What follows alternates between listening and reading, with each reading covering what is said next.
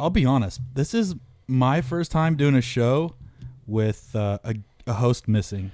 Yeah, well, I mean, I've been there a couple of times, but fortunately, we have Led Zeppelin's audio engineer himself. Yep. His name is Brett Hull. He's kind of a Brett Hull, also known as Brett Bretterson, a.k.a. Brett Hull. a.k.a. Sam's roommate. Yeah, so we were talking, and Brett, what do you think of our audio quality that Sam really sets up for us? Well, it sucks. You guys, every episode, just all over the place. What do you feel like is the worst part of it? Is it just the audio or is it the video too? It's mostly Sam, shrill, screaming into the microphone every 5 seconds. Yeah. I think Sam's interruptions are the worst part of our show. Yeah, we've got quite a few messages regarding that, and the audio being very, very spiky. Can you give us some of your audio background, please? Well, it's the audio guy for Shia LaBeouf and Transformers. Nice. Right, Just Shia LaBeouf. Okay, that's cool. How long you been doing that? About 3 months. That's great. That's quite a background. Yeah. Have you done any other like TV shows or sitcoms? Oh yeah, I did the audio in Frasier. That was one of the better audios. And I heard you also play the bass for Seinfeld. Oh yeah, Seinfeld. Right, I did that show. I forgot about that. Didn't have a really. So what do you? Okay, so obviously Paco's not an audio guy. I'm not an audio guy. That's why we hired you, and you were actually really expensive. Yeah, I bill out. I had an expensive lifestyle to maintain here. I didn't think it was in the maximum Driftcast budget to hire you, but we figured we got to get rid of Sam's shit. Well, right? I gave out a bunch of coupons last week. You did, yeah. I saw your Yelp ad. But what do you do as far as setting up an audio? Do you have any type of specific things you would like from us to set it up? I mean, you want to put your headphones on, okay, and then talk into the microphone, okay, and then you turn the knob over here, nice, and you change it if it's too loud. But we do that all the time, but we still sound like shit. No. So, do you need any type of like tools or anything? I mean, you got your mixer board right there, Yep. and Paco's got a recorder. All right, can you fill us in and make adjustments? Let's see.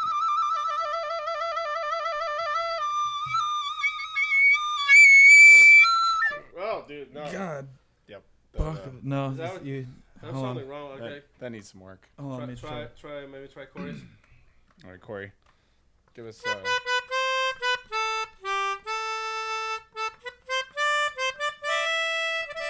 No, you know what we need? We need some Funky Town. Is that That's what most audio engineers use as their bass line.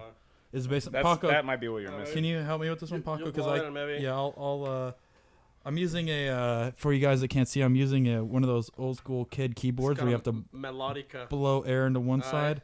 Try And Paco's actually going to play this, so let's give it a shout. So you said what song? Funky Town? Funky Town. Let's try it, Paco. In C.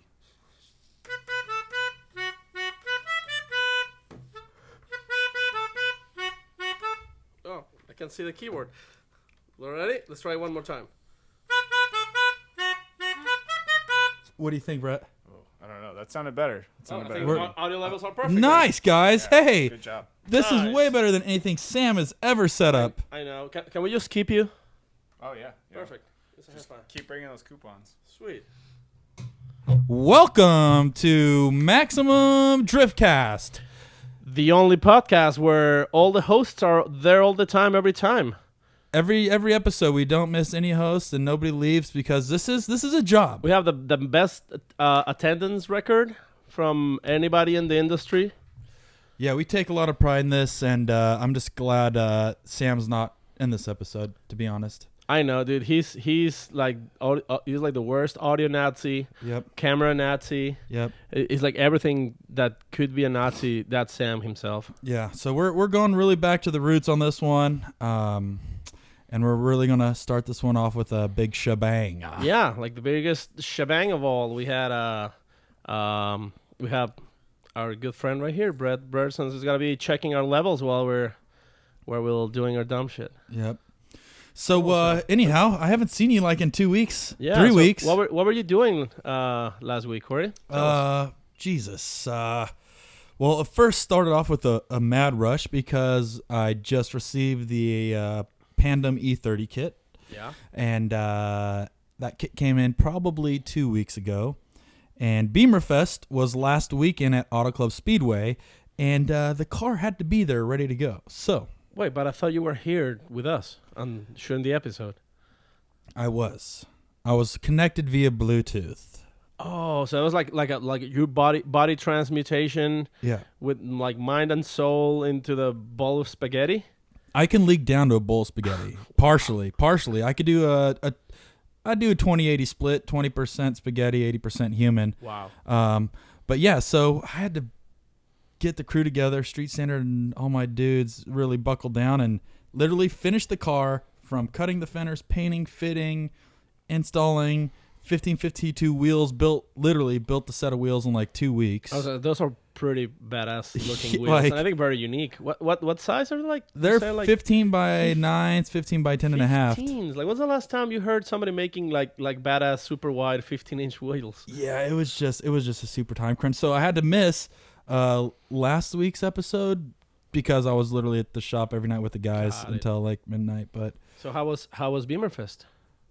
Dude, it was such a packed show. Like literally, there was probably 15,000 to 20,000 people there. Wow! And then well over 1,000 cars. It's such a huge show. It was my first time, and yeah, it was nuts. Well, that's pretty badass, man. Good for so yeah, how was the podcast? I listened to it. But how is it when you have I'm going to learn today, but how's it having somebody gone? Do you get emotional, especially if it's me gone? It really didn't feel like you were gone. You were there with us. Wow. Yeah. No, Thanks, like you were definitely in a good company. Wow. And speaking of podcasts, what's fun is that I actually went to another podcast. I was a guest. What? Yeah. I don't know you if you traitor. I don't know if you know these guys. Their names are Casey Hosford and Brian Hosford. I think they are your brothers. Wow, you ever heard of them? No, I don't even know. Yeah, well, they have their own shitty podcast. Okay, what is it called? It's called like something the Shitty Podcast Probably. with Casey and Brian. So they invited me because they needed some quality content on right. You know, and sort of like, well, we gotta get this guy who can barely speak English.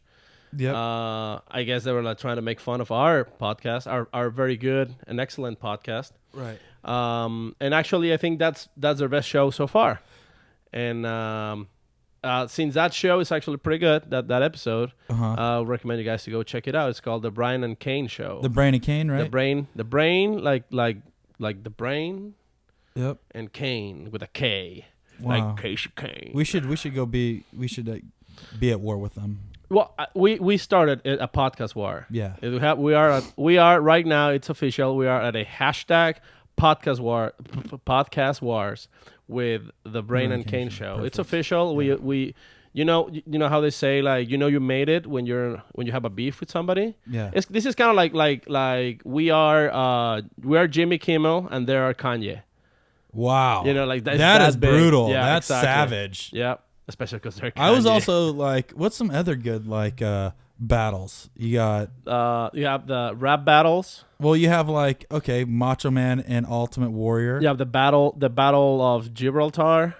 I never heard of that, but that's brutal too. You have Battlefield Earth. Yep. So that's literally the level that we're battling on. Wow, that's like Hulk Hogan. Shitty Hollywood movie level of and battle. Honky Tonk Man just going at it. There you go. Yeah, so make sure to check them out and tell them how shitty and awful their podcast is.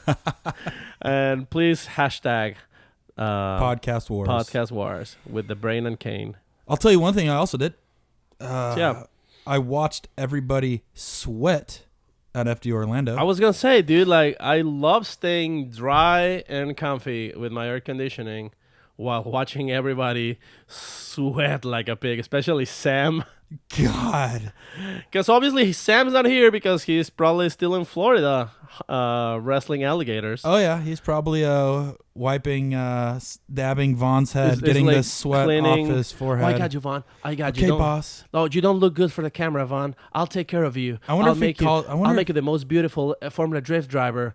Oswald doesn't have anything on you. Yeah, smile bigger. Let me Vaughn clean up your Vaughn cheeks. is just like, Sam, you're doing a great job. I'm so pumped that you're my camera guy. I'm your boss. I I'm want you your to boss. remember that. And we're here in Florida, and this is awesome. We're pumped. We're so jacked. We're pumped. Yeah, that's a good buddy right there. Vaughn getting Junior. My best impersonation. That was you of do both, really of good. both Sam Vaughn. and Vaughn. That was pretty good. Yeah, I'm exhausted after that. I might need a refill pretty soon. But yeah, dude, like that was. Tell us your thoughts from Drift, Florida. First thing I noticed is on every driver's Instagram and Twitter and Facebook, everybody seemed to be running a cool suit. Like they're just saying, yeah, we had to buy a cool suit the night before, but just because it was like 90 degrees, 92 degrees outside. I'm sure track temperature was well in the hundreds. That was I saw ratings of over 100. Thank you. And but it's also high humidity. That Right. Florida humidity, which is just killer. But also then it rained. Not Okay. during the races, but that just raises the humidity a little bit more. And then You should be a weatherman.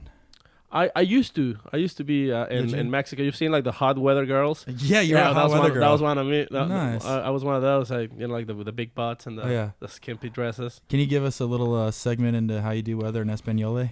Sure. So, por aquí tenemos a Brett, donde viene una tormenta tropical, donde va a demostrar unos huracanes aquí en esta zona pectoral.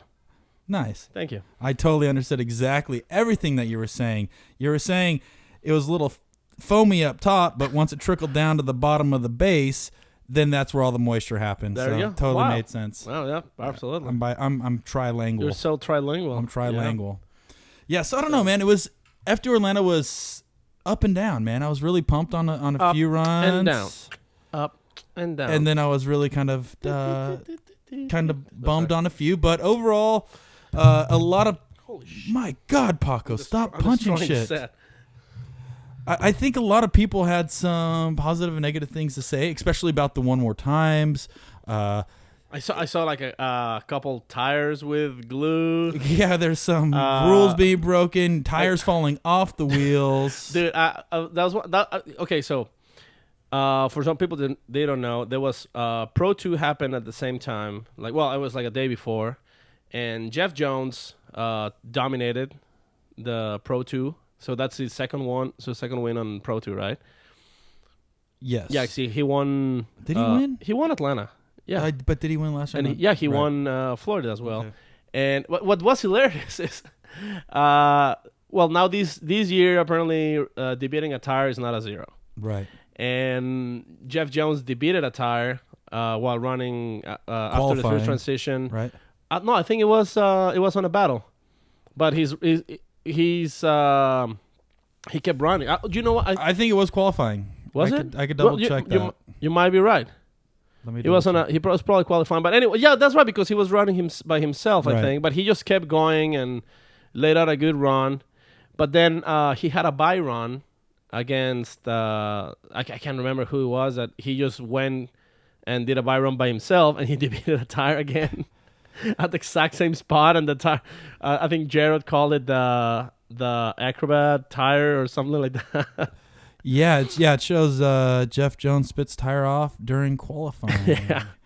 So, anyways, I mean, it was fun to watch because the tire went out, but he just kept going, like completely flat out. That wheel was just like throwing sparks all over the place. Junkyard Jones went out there and laid it down on everybody. Yeah, so that's 2 victories for Jeff Jones on Pro 2. Well, I was actually, speaking of the whole tire issue that's been going on at FD Orlando, Mike Kojima, for some of you that don't know, he is like The man behind Moto IQ. the man behind Moto IQ. He's Also Dai Dai's Yoshihara's crew crew chief, and he works very closely with KW and a bunch of other suspension arm manufacturers. This guy is literally considered probably the wizard of drift setup or drift knowledge, and he was posting an interesting thing on his wall that there should be different rules regarding, tire pressure regulations or allowing bead locks and allowing compounds to seal the tire better because it makes it safer ultimately. because you can't constantly have having debating like that. tires debating like that. I mean, if you think about it, it's suddenly it's like Mario Kart. Like the guy in front of you is running, and then suddenly the tire pops and jumps at you, and like you just like get all distracted. Right. So it could be, first of all, it could be distracted to the to one of the drivers. The tire can just like keep rolling and hit a spectator or a track marshal. So I think there's a lot of safety concerns, more than necessarily like a strictly like technicalities of the race itself. That is like, oh, it's illegal.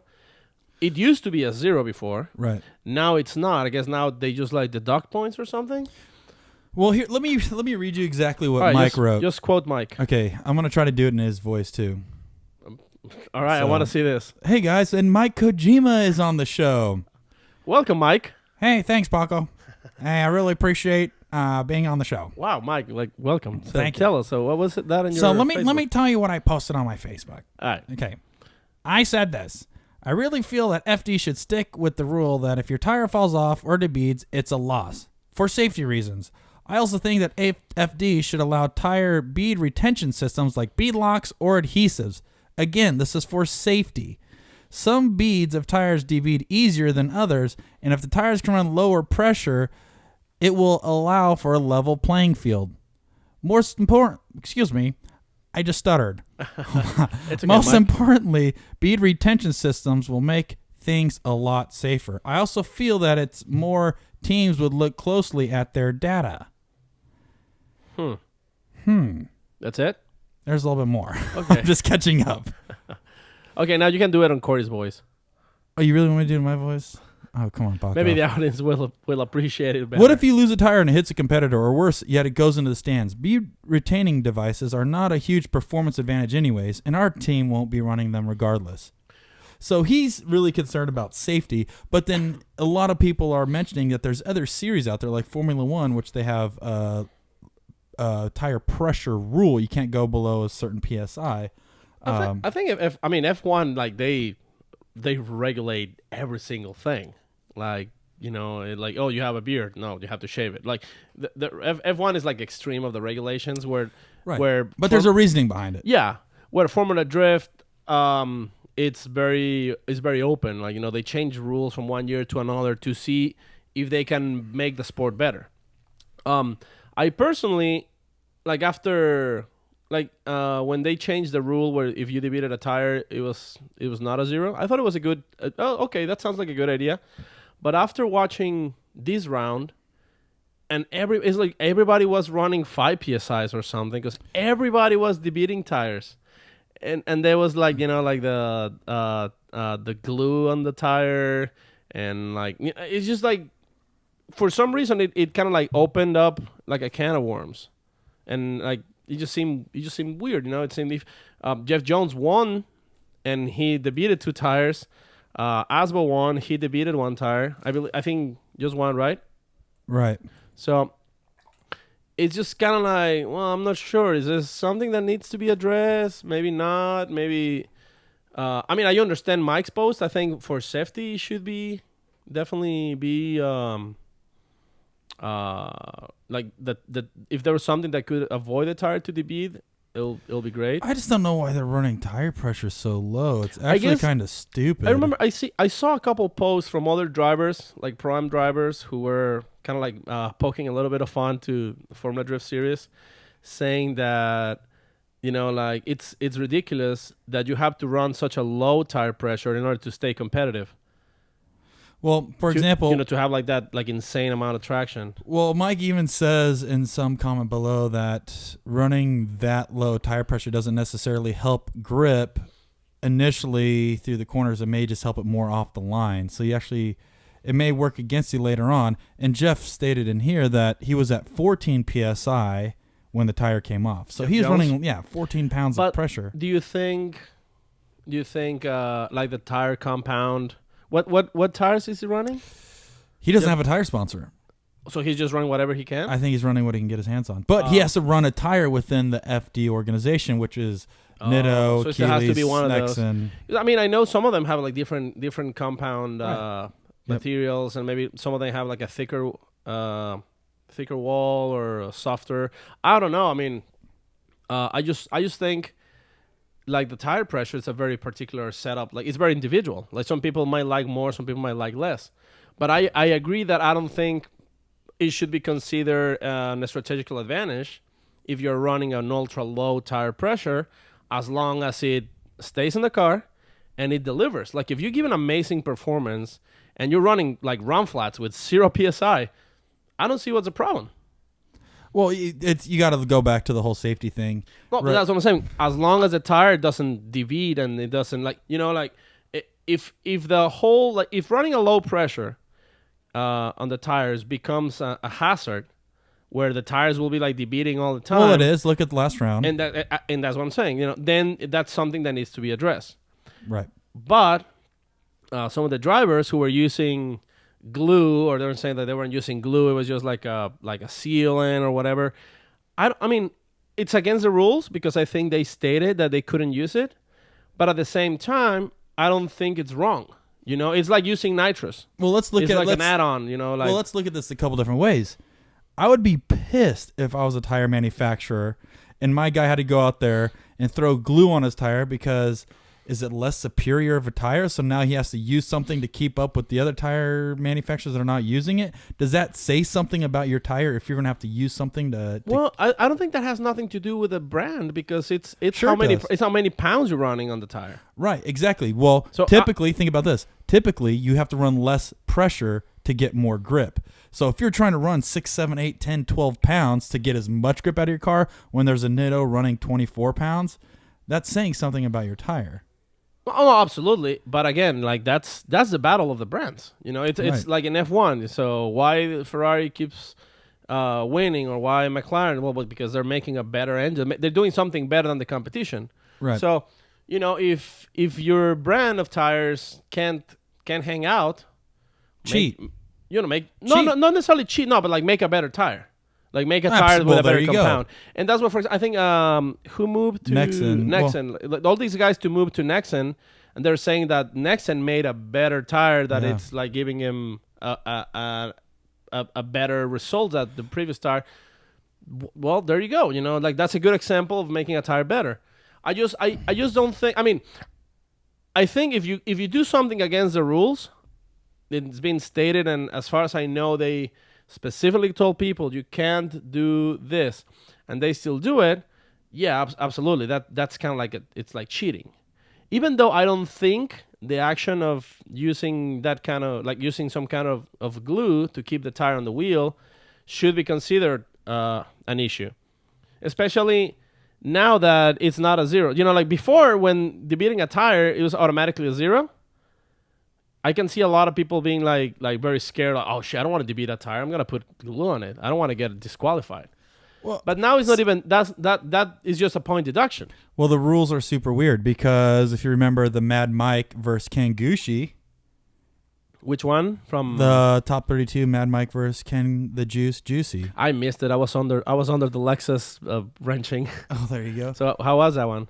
Well, Mad Mike versus Ken the Juice Juicy went out there and did a run. And it was actually, I believe, Mad Mike laid down a sick chase run on the Gooster, and his tire debeated. Oh, yes. So he couldn't fix the tire in between runs because they don't allow you to change the you can't. That will be considered like getting a fresh tire change, right? Well, right. And so, anyways, since he couldn't change the tires, he then got disqualified and wasn't able to move on. So you could say that debeating a tire is not a 0, but in this case, it was absolutely a 0. So and under his second run. What do you mean? Yeah, because in the first one, he made the run, even though the tire got disqualified. I mean, the tire came off, but didn't allow him to run. Points. He got a 0 on the second. He wasn't able to. He wasn't allowed to run the second run. That's what I'm saying. So would you consider that a 0? It is a 0. It is. No, I'm not. I'm saying he got a 0 on his second run. Right. But on his first one, he still got points. I mean, it doesn't matter. He still got a 0. I know, but what if he on his lead run, the follower also got a 0? They both have 0, so that means one more time. He got disqualified. No, I know, but I remember. I think it was on on one of the so that was on Pro 2 when Jeff Jones did his solo run. It's a buy run. No, buy run. Okay, it was a buy run because something happened to the other guy. Even Jared mentioned, okay, so Jeff Jones only needs to do a run clean pass and he moves on. But you never know, like you can always something happen and that's a 0-0. Well, technically, in that case, he just has to leave the line. He doesn't have to complete a run. If you go back to Essa versus I think they changed that. I don't think they did. That's why like they were mentioning that. And when he did his run and his tire debated, both Ryan and Jared were like we were just like I think it's the first time that I've heard Ryan kind of like just getting out of his composure. That's only in qualifying. But that was on so in qualifying on his buy run. So in qualifying they only have 32 cars. They only had 32 cars the past 2 rounds. Yeah. So the thing is you have to lay down a point scoring run to be able to compete.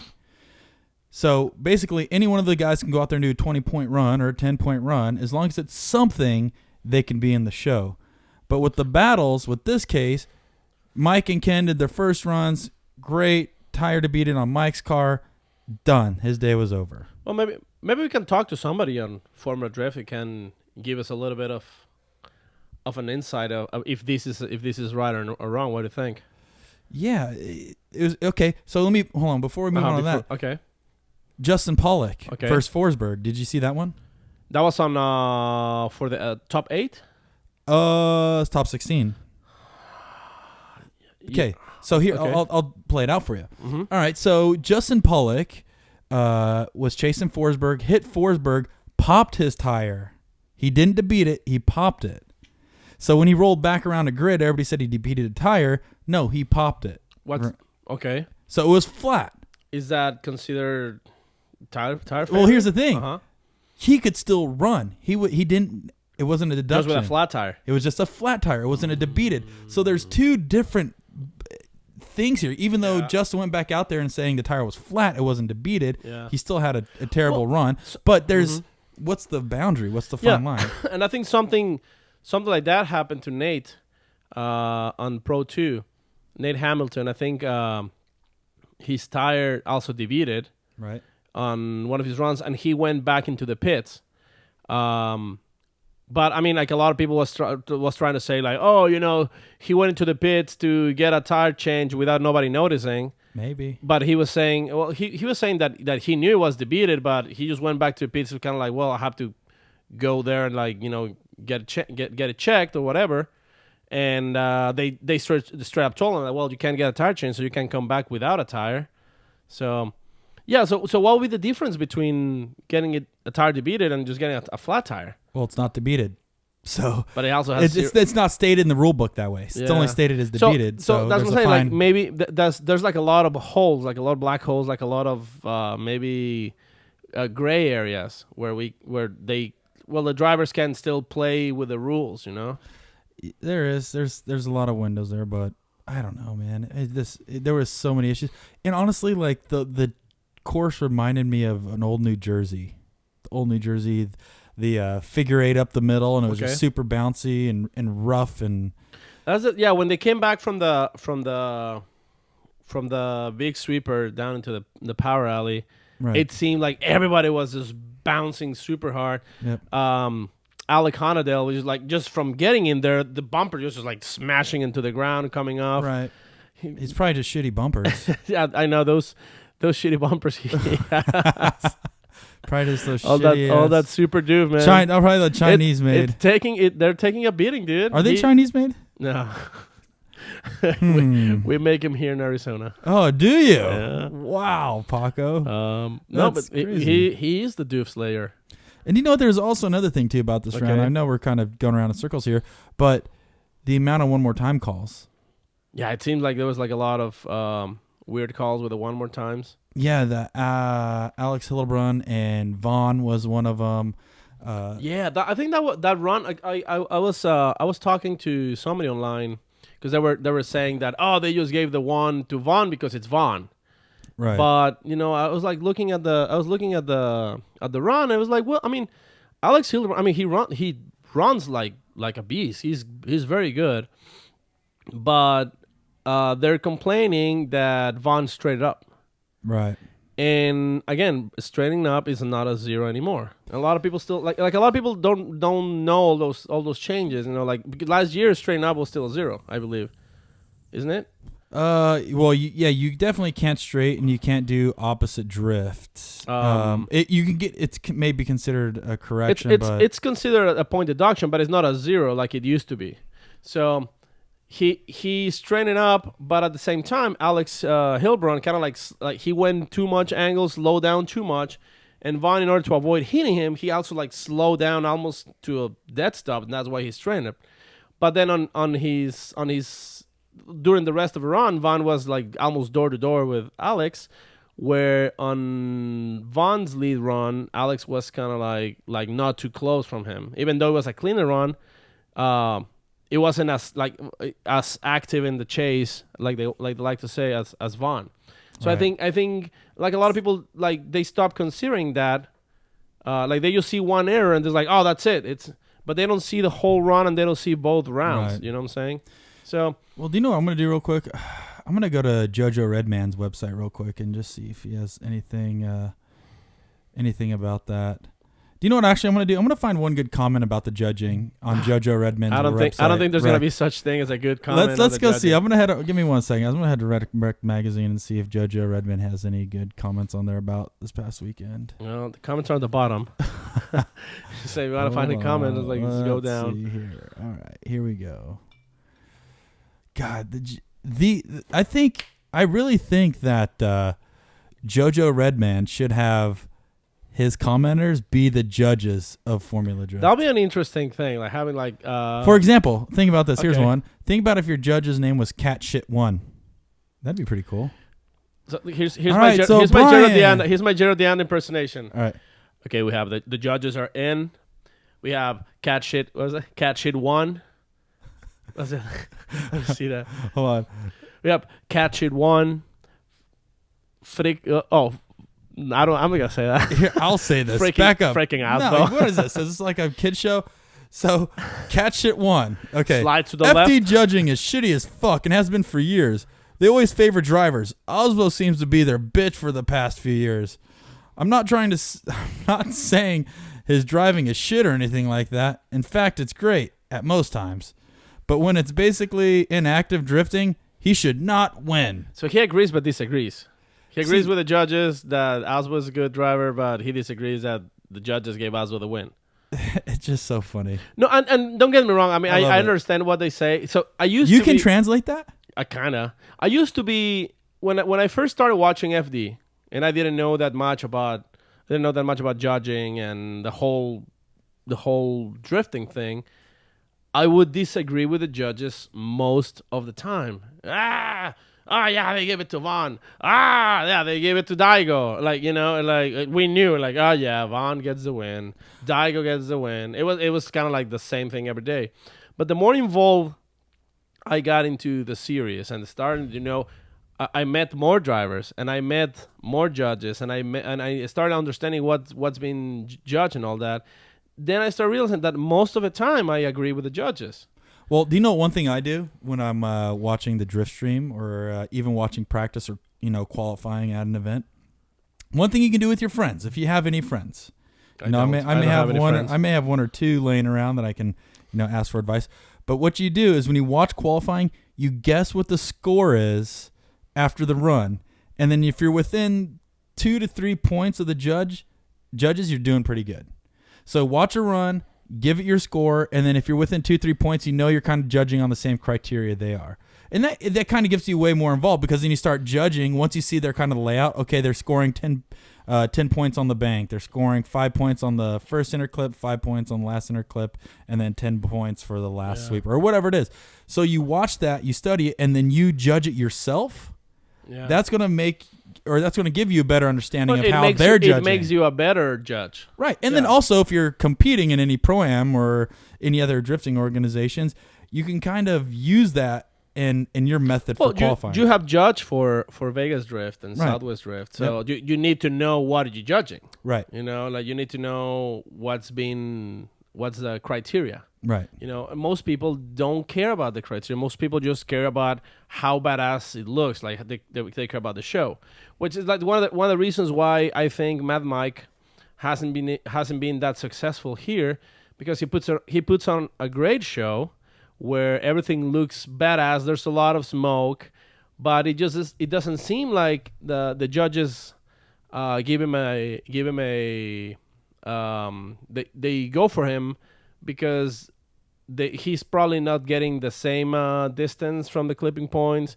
He doesn't have enough speed, or you know what I'm saying. Like I think that's one of the reasons why things are in. Well, the thing is, the speed's not a criteria anymore, and Mad Mike just won Formula Drift Japan. Like I think Mike's a bitchin' driver. Absolutely. I'm just saying, like in comparison to what's been judged, and. Oh God. Are you serious? Yeah. We can have a conversation. Okay, well let's get this. Hello. Hello. All right, who's this? I don't know. Who do you think it is? Steven Seagal. Ooh, you're very close. Wait. Let me guess. Jared Deanda. No, nobody. Leslie Nielsen from Naked Gun. If he wasn't dead, I would totally be down. Oh my God! Damn it! Died. Damn that was a very grim. Rest in pieces. Oh my God. So good. Wait. Is this Daigo? Oh God, he's been working on his accent. His English has been really getting good. He called us the other day, and it was in English as well. Yeah, that's great. I've just given up on Japanese. I'm gonna go with English from here on out. Nice. Wow. No. Oh, dude, sounds very very good. Let me say arigato. Arigato domo, Mr. Robato. See. See. I don't know what that means anymore. I've stopped speaking Japanese. Do you know what? You actually sound like somebody I know. My Japanese is flawless, but I understand. No, he definitely sounds like somebody I know. Who could that be? Wait. Is this Formula Drift judge Andy? Is this Andy Yen? Andy Yen? Why, yes, it is. Oh! Damn it. No. It still doesn't sound like Andy, though. Like Andy. This is I know who it is. It's Here, hold on. Let me apologize. I'm sorry. Oh, it's okay. Okay, it's forgiven. Do you know? I have a feeling this is Brian Eggert. Oh, I mean, I'm apologizing. I should be Canadian. Touche. Missed that one. Totally missed that one. Or Australian. I was hoping this was Dave Briggs. Damn it. I'd like to talk to Dave. I mean, I can hang up and you can have him call. No, that's all right. Well, we already have you on the line. You interrupted a very good conversation Corey and I were having. Which is very rare. Boy. Yeah, like we never get interrupted by callers. But please introduce yourself. My name is Brian Eggert, and I am one of the 3 judges that get yelled at all the time for the calls that we make. I don't know how you guys do it. I can tell you why, because they're getting paid off by Rockstar. Oh, that's right. They're getting paid off by Monster. GoPro. They're sponsored by GoPro. Ford. They gave you guys brand new cars. You guys are living in a mansion. You know what? I do not have brand new cars, but I do have 4 Olympic-sized swimming pools, and each one is a different energy drink. There you go. So you have the Rockstar pool. Whenever I feel like drinking, I just dive right in. It's actually quite nice. Nice. And it's not filled with water. It's filled with Monster. Oh, yeah, totally. Oh, nice. That's just so cool. I want to be a judge at Formula Now I Drift. do. Yeah, now I do. I'm just waiting till Brondo picks me up because it's got electrolytes. True. You get like skin absorbed electrolytes. I bet being a judge is like super easy too, because you can text the whole time. And yeah, you just get a magic 8-ball and you just change the thing inside it to whatever you want. Oh man, then you don't even have to pay attention. Dude, you get Rockstar money and you don't have to pay attention. That's so sick. Yeah, that's awesome, man. Like seriously, no, yeah, that's one hell of a job. I wish I was a little bit taller. I wish I was a baller, and I wish I was a former drift judge. Yep. 3 amigos. There you go. Dude, but seriously, okay, hold on. You've been a judge for what, 4 years now? Yes. All right. So before you became an FD judge to after you becoming an FD judge, how has your life changed? I probably get more memes made about me and a lot of people that send me messages about how they hate me, but that's probably about it. So does it mean that since you became a Formula Drift judge, like you kind of had to stay away from Facebook and the Instagrams and all that social media?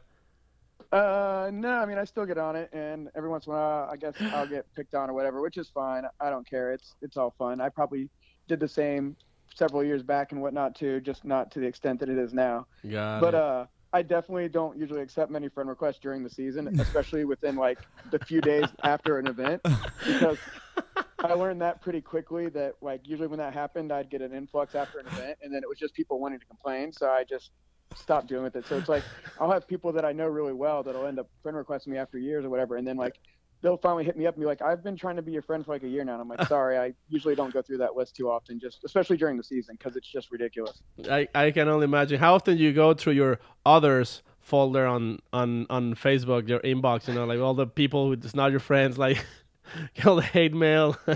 Oh, no, it was actually bad is because I run my own events that sometimes people will shoot me messages on there and then I don't see them because I usually don't go through it that often. Like today, I responded back to a guy who sent me a message back in April, and I was like apologizing to him just because I hadn't noticed it because I've just gotten in the habit to not pay attention to that. Oh, got it.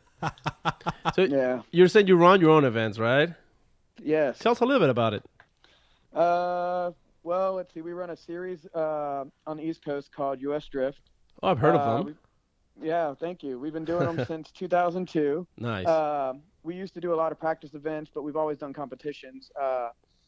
And we had, I think, one of the first, I guess, it was the longest running up until this year. We didn't run it, but we were always running it with an event called Hyperfest that Corey's been to. It's amazing. And, we've heard some stories. Yeah, it's definitely good times. So this year was the first year we didn't run the competition with it, but up until then, we had the longest continually running drifting competition in the U.S. It would have been 15 years this year. Nice. 15 years running events. That's. Do you judge at all in U.S. Drift? I did early on, and then I stopped for a while, and then I will probably be doing it again this season, just because Chris is so busy. He doesn't have time for us, so I'm going to have to hop in there, I think, for a couple rounds and do it. I mean, because after all, like you just judge on Formula Drift, and you get all this corporate money sent to you every time. Yeah, so totally. Yeah. Oh, yeah, makes sense. Oh yeah, totally makes sense. Yeah, so I decided I wanted to keep more of that NOS money, so I didn't want to pay Chris this year. So I'm just going to keep it and I'm going to put in a NOS hot tub next to my Olympic size pool. That's the reason, I guess. Yeah, nothing like hot boiling NOS.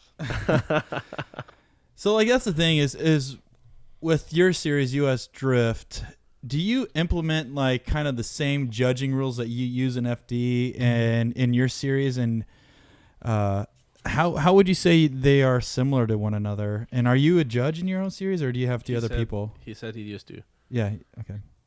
Yeah. No. In the past, I judged earlier on, and then I stopped for a while, and then I've got a group of guys that do really well, and then Chris Forsberg was helping judge the last few years as well. Nice. And then he's just so busy this year, he's not doing. If you say so. Sorry. But no, that's fine. And then I'm going to fill in and probably do it this year just because he's not able to attend all the events. So I'm just going to do it to keep it consistent because we try to make it that way the full season. But yeah, we used FD's rules for the most part. One big difference is I still do a third place battle. Nice. I think that I like that. Yeah. Yeah, but other than that, everything's pretty much the same. We still do qualifying and everything. I am looking into new ideas for next year, possibly to eliminate qualifying. But I know you guys had talked with Joey previously and some other people. But yeah, I've been working on something for a few years with that whole double elimination idea. So I might try to implement it next year for our series. But yeah, you heard about that the Jaeger system, the Jagger. Yeah, it's interesting. It's similar to, I guess, how you would see like soccer teams in like a World Cup setting or something like that, where you have the different groups, which is kind of neat. The one I had is pretty much kind of like what Joey had talked about because we had gone over that before, but it was basically the double elimination, and then kind of what you would do is seed like part of the bracket as well was the other option I had, where like let's say you went through this whole season this year in 2016, and then I take like say the top 8 drivers at the end of the season and automatically seed them for round 1 of next year, and then the other 8 spots would basically be open to drivers, but they would do like a jam session. So instead of 2 hours of qualifying, we do 2 hours of tandem, and then those guys would have to do like X amount of runs leading and X amount of runs chasing. The judges would just watch this, and I mean, you can run as many as you want as long as you do the minimum, and then you would be they'd pick the top 8 that they all agree on, and those people would get thrown into the mix, and then just do your double elimination from there. How do you feel with the whole FD qualifying thing, and is it something that you feel would benefit the series by getting rid of it, or what's your take on sitting through 2 hours of qualifying? And do you enjoy doing it? No, I don't. I mean, I'm all for skipping qualifying if we can. I mean, I'm probably just like the fan. I mean, I get the drivers are pouring their heart and soul into it, and they're putting their car on the line. And I mean, what stinks about that is sometimes you have guys who wreck during qualifying, or they wreck in practice leading up to qualifying, and then they miss qualifying, and then they're out for the whole weekend. Yeah. So I like it better when you've got a set field of, say, 32 or just even a couple extras. But being able to do something where it's double elimination and you eliminate qualifying, you then give the guys guaranteed exposure that they're going to be in the event. So I'm sure the sponsors like it. They like it. I think taking qualifying out of the equation eliminates a lot of your pressure that you would have going into an event. Right.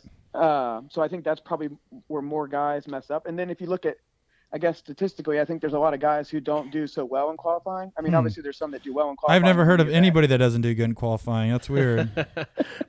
I've heard of some guy named Hori Hosford. Never heard of him. Never heard of her. But here's my thing. I never heard of her. There's some guys who always qualify well in the bracket, but they're actually pretty good at tandem. So then they end up making it pretty far anyway. I mean, Paco was a clear example. I mean, he never really qualified high. He was always middle of the pack. And I don't know if that was strategy or just the way he was, but he always did well in tandem. And I think there's plenty of drivers that are just like that. There's also some that do well at qualifying, but then don't do well at tandem. It's kind of like road racing and time attack. I mean, time attack's essentially qualifying, and that's all it is. There's no passing, there's nothing else. So it's like those guys are great at running on track by themselves, but you put them on field with 30 other cars, and how well are they going to do? Yeah. And I think that like the only exciting moment of qualifying is like those very rare occasions where one of the top 5 or 6 drivers lays down this incredible run, and that's it. You know, like everything else is like, not a lot of people wants to watch that. So yeah, and I feel like you'd probably get more people to watch the event. So like if you did double elimination, you're going to end up with like 62 or 63 battles possibly. So if you split that up over half one day and half the other, then you might get more people to show up on Friday. You definitely are going to get the drivers more excited because they're going to get more tandem. And then that's also the other thing. You can help start improving these guys' tandem, and you just do more tandem practice. Yeah. Because, I mean, at the end of the day, what you want is a better show for everyone. I mean, that's what we want with everything. And I think that's why, like, cutting the field down to 40, and then this year it just happened to work out to 32, I think is even better because these guys are constantly driving the same guys are getting better and better. And I think by the end of the year, it's going to look amazing. I mean, last year it looked way better than it had in years past because you didn't have 63 drivers or however many competing. You had a solid 40, and out of those 40, like 35 were super solid and were just killing it. So as long as they kept getting in the top 32, it was exciting right out of the bat. Yep. And at what point of those 60 cars did you want to do a swan dive out of the judges stand into the crowd? Quite a bit. Yeah. Sometimes it was rough. So what? Okay, so then tell me this: what do you think? Do you think the driving styles have changed with only having a 32 car field? Do you feel like qualifying is more exciting, knowing that the drivers know that hey, if I just lay down a solid run, I'm in. So do you notice a change in the drivers' initial runs or two? And the other reason I say that is because Orlando had a really high qualifying score. I think there was a couple guys in the 90s. Well, I think there's two different reasons for that. One, I think if you qualify high your first run and you're not really worried about being number one, but you're happy with being in the top 10 or whatever. I think when you go out for your second run, you try a little extra harder to either A, be that number one driver, or B, just to put on a good show. I think a good example of that last round in Orlando was Tyrell McQuarrie. I think he threw down a pretty solid first run, and so his second run, he went out a little bit too hot, and I think he messed up on the bank and then just quit his run because he knew he was just trying to put down a really good run. I think that kind of stuff is exciting, but still, tandem is where it's at. Tandem, like watching two cars is obviously better than watching one car. Yeah. The other thing about Orlando's high scores for qualifying, I believe, is just the simplicity of the track. When you think about it, it's not like a decreasing or increasing radius turn. It's just an S. Yeah, so like once you're locked in and you've got it set, it's pretty easy. Then you only have one transition, and then you're doing the exact same thing the other direction. So I just feel like it was kind of displayed that way at Wall last year as well. I remember Jeff Jones coming up to us afterwards and saying, I don't think I've ever qualified this high in my life. And I'm like, well, we've been coming here for like 12 or 13 years now. Like the course only changes with the power alley or that switchback on the start side. I was like, other than that, the course doesn't change. And again, it's the same thing. You've got this same radius that goes around for all the turns. Nothing changes. So once you've figured that out, it's pretty easy. I mean, one of the hardest things about that track, I think, would be when you're coming off the bank because it's so steep and that impact is where a lot of guys would mess up. But I think once you master that, the rest is pretty easy considering I guess, the realm of other tracks where we have a lot of different turns and everything. So I think that's why those two tracks have high scores. Even though technically it's an oval for using Seattle, it's still not the same thing because the infield changes everything up. But Wall and Orlando are pretty similar in the way that the course is set up, where once you're locked in, it's really hard to mess up. So I have a question, and this might it will lead to the next part that Corey and I were talking before you randomly gave us a it was call. so rude that he called at this time. I just couldn't believe it. I felt like my ears were ringing, so I knew something was up. Like you're judging sense start tingling. Mm-hmm. Yep. That was a bad joke. I got it, Paco. I was there with you. I was laughing inside my head. Anyways, so one of the things we noticed, everybody in this round seemed like they were running very low tire pressures. There was a lot of tire debeatings. We had glue on the tires. We had probably somebody was running snow studs on their tires. That'd be awesome. Yeah. So some Blizzaks. Yeah. What is the reason? Like, why everybody seemed to be running such a low? I mean, why was there so many tire debeatings on this round? Like, what's going on? That I don't know. Well, you figure we ran there last year, but it rained for probably 90% of the time. So it's not like we really got to do a lot of real runs. And the weather this time was in the 90s every day. So the track was really hot too. Yeah. I don't know if you guys noticed, but we also shortened the finish line anticipating that things like this would happen. So last year, you still came on the part of the infield almost by that drain. And that's where the course ended. This year, we shortened it up, I'd say easily at least 50, 60 feet. Got it. Nice. So I can't even imagine what would have happened had it stayed the same length. But I think coming off the bank, I think that had something to do with a lot of the tires. Because if you notice where Jeff Jones took his tire off the wheel 2 times was when he was coming off that bank into the infield. So I'm sure that had part of it. I want to say that's probably where Nate Hamilton's happened as well. And I talked to him after the event. I think he ran 16 PSI. So, I mean, at least he's running double digits. But I'm sure there's plenty of guys who ran a lot lower. I don't know if you guys are aware, but during the live stream where every time Jared stops talking, we can hear everything you guys talking in the background. Okay. And we could totally hear... Paco, why'd you just tell him that? Now they're going to... Thanks, Paco. Jeez. Hey, the funny thing is I don't know if you heard us or who. I mean, we were probably a good 20, 25 feet from him, and there was a couple of people between us and him in the booth. But yeah, I've heard they're sensitive in the past. But it was like we could hear like people in the background saying like, no, but see, like now you can debeat all the tires you want, and it's not a zero, it's just a deduction. But if you can keep going, and it's like a back and forth going over the whole. So overall, like it seems like tire debeating was something to talk about this round. Oh yeah, totally. And I mean, here's my thing, like. I'm sure we got blamed for a lot of it, and that's fine, whatever. But like some of the stuff is judging, and some of the stuff is technical, like actual rule book stuff. Absolutely. And so I think I didn't see it, but from what I heard, like Kevin went on and explained some of the stuff. I think during the live stream to the people. Yeah, Kevin said you can't put jelly or spaghetti KY or peanut butter or anything on the tires to make them bounce. So that's what Kevin kind of said. You don't want people to eat the tires. Right. That's not good. Yeah, Corey will totally eat them with or without that. So. Yeah, I was totally down to eat it.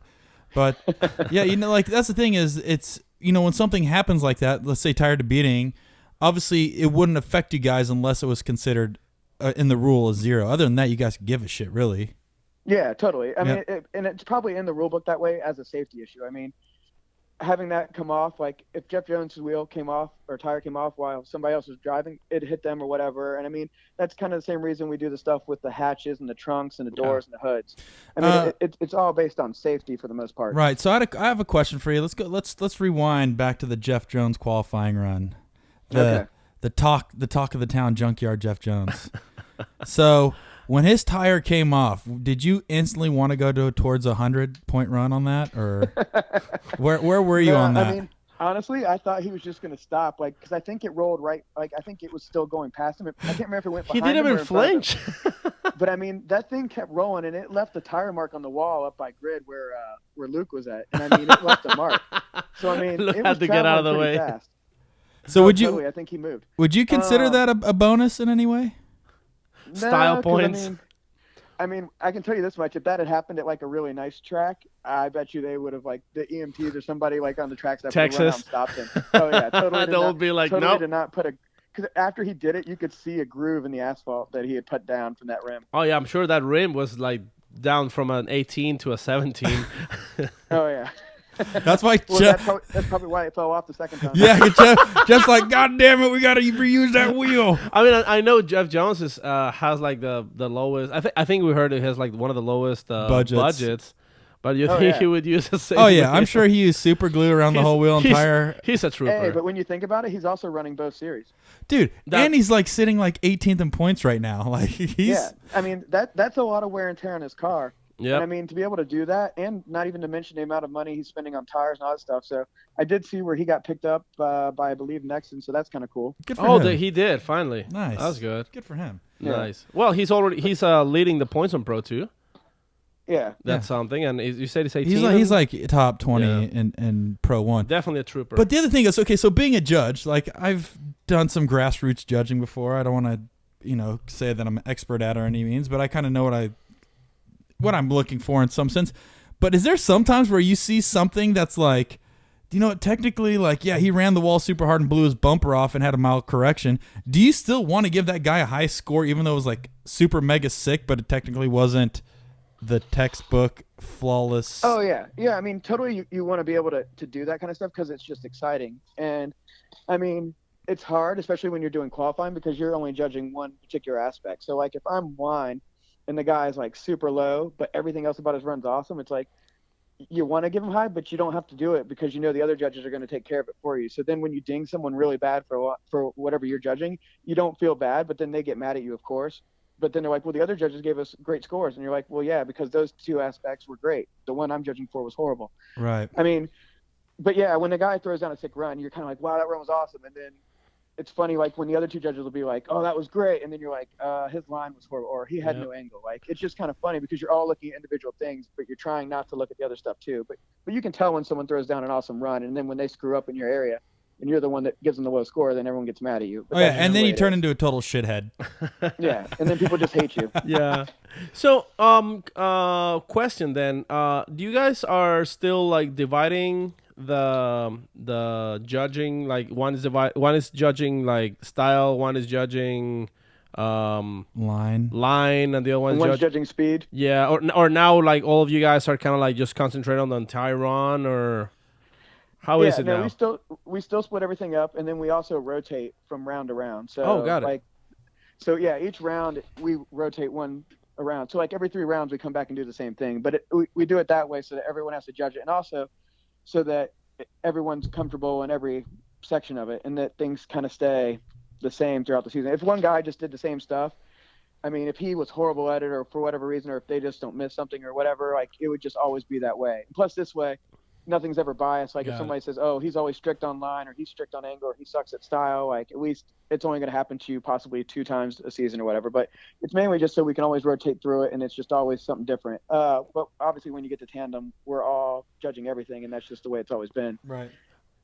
Got it. So pretty much, like, what's your favorite aspect to judge though? Out of those 3 things, like what's like? I don't mind. All 3 of them are fine. I think it just depends on the course. Like certain ones are more fun. Like this one, I was style, which, I mean, this course is just kind of like, I mean, it's an oval. It's not really that much fun for style. Like obviously when the guys had great style, you could see it. But I like tracks like Road Atlanta. That one's always fun to be style judge on. Long Beach, it's fun to be on. Like tracks where they can really throw some stuff into it, I think is always fun. The ovals, it's not always that much there, so they're not really that fun to do. So like a track like this one, I guess, I don't know, angle is probably like one of the more fun ones to do, but it's so easy because they're going to have it pretty much everywhere because of the banking. So then again, that kind of takes away too. I still think, but again, like the most fun part is tandem. So judging tandem's way better. Yeah. Right. People get bent out of shape over qualifying. They'll come up and be like, I watched the video, my run should have gotten 1 point better because I saw this guy's run and he got 1 point better. And I'm like, when you're splitting hairs over like a point, it just makes people I think people just get so angry over qualifying more than they do over tandem. Yeah. Yeah, tell me about it. I consider myself number 33. Yeah, many times. I like to consider myself number 33, and that 1 point can go. You should make your car number that this year. It could go a long way. That 1 point could really. Well, that's the other thing too. Is when I was running, speed was a big thing, and I was mowing around this huge tank, and my speed score was always fucking terrible. Yeah. Well, see, now you don't have to worry about that. I know. I'm so happy about that. But like the other thing too is obviously you just finished judging style, and I would say about a year or two ago. Backwards entries were like, oh, if you want to be a hot boy, you got to do backwards entry in Atlanta, or you got to do backwards entry in Texas. And it's like, now it's partially on the judges' side. It's deemed almost as a bad thing in some sense. Like you look at Alex Honadell in Texas, he did that big, nasty flick, backwards entry going towards that next outer zone. I think he also did an FD Canada. And then how do you guys judge that, and why do you judge it that way? Well, here's the reason why we do it, because we basically look at everything as tandem. Like that's the ultimate goal. That's where the show is. That's what people want to see. So the way you have to do it is it has to be a chaseable lead run. And if you throw that much angle on at some point, you've got to pull it back in order to make it work. And when you do that, it's not really that easy to chase it. So, our goal is to make tandem as good as it can be, which is why the whole proximity thing came up. Yep. And now like the newer hot words that people like to use are like mimic and that kind of stuff. Like when you watch the guys and like the chase car can predict what the other guy's going to do, and he transitions the same time as the other guy. It's like they're in such sync. Like being a chase car and being able to do that is amazing. And it looks awesome, because then when you watch other runs where the chase car does it like a second later, it's like he doesn't know what's going on. He's waiting for the other guy to do it. Like being able to be one step ahead of the lead car when you're the chase car looks amazing. Right. And so everything we want to happen, that's why we kind of like say you can't go below this lane when you're initiating and that kind of stuff, because we want to give the chase car the ability to run with the lead car and make the show better. And that's why we also tell lead cars, as long as you hit all of your points on the map, whether it's an outer zone, an inner clip, or whatever, you hit all that and you do it fast and you're not trying to run away, you can't lose a battle as a lead car. So as long as you could essentially throw down a 90-plus run, chances are the other guy can't. You won't lose as a lead driver. And that's what we want. We want you to be able to give the chase car something to follow. It's almost like throwing up a softball and him knocking it out of the park. But the whole reason you're doing it is to make everyone look good. Okay. So I see that two different ways, and we've discussed this earlier on the show too. It's like, Alec or Conrad or any of the dudes that were known for their backwards entries. Yeah. See, part of me looks at it two different ways, and maybe you may agree or disagree, but it's the chase car's job to adapt to everything that the lead car is doing. And I get consistency is important, but if somebody throws down a backwards entry in the lead position, it's almost forcing that other driver or the chase driver to kind of mimic that. Like that's his role. His role is to mimic everything that he's doing. And if that chase driver couldn't mimic that, does that mean he wasn't as gangster?